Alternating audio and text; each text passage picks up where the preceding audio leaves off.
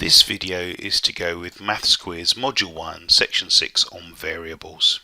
Now, I've found over the years that the best way to model and help children understand how a variable works is to use a pot or some sort of container and pencils, especially when you're working with numbers. That is far and away the easiest way to understand this.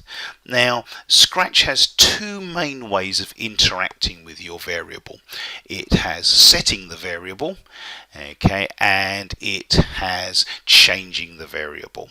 So we're going to have a look at those and how you can model those physically. And in fact, I do this almost every time I'm using a variable. So let's have a look at setting the score too. Now, the thing about setting the score is I make a very conscious action every time I do this to actually empty out whatever is inside my variable previously before actually setting that variable to whatever it is. So in this case, 0. So if I was setting the score to 7, I would empty that out, and then it would have 7 pencils. We'd put 7 pencils in there. If I was setting the score to 6, I would empty that out first of all and put 6 pencils in there. And that conscious emptying out of the variable every time, okay, just helps that children to know that you're removing whatever's it was is in there prior to your use of it, and you're setting it to exactly what you want it to be. However, change the score by or change the variable by is different, and the best way to do that is to make it very, very clear that you're not emptying the variable here.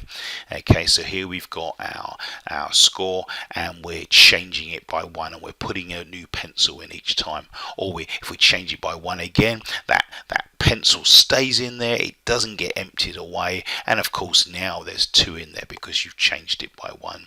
Okay, and if we change it by 1 again, we're not emptying the pot. That's really important. Okay, we're just adding an extra 1 in there.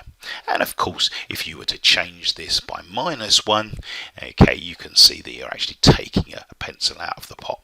But it's even more fun to actually allow the children to work that out for themselves. This physical modeling of variables is really important, and I would encourage you to do this pretty much every time you get to a variable that your children need to use.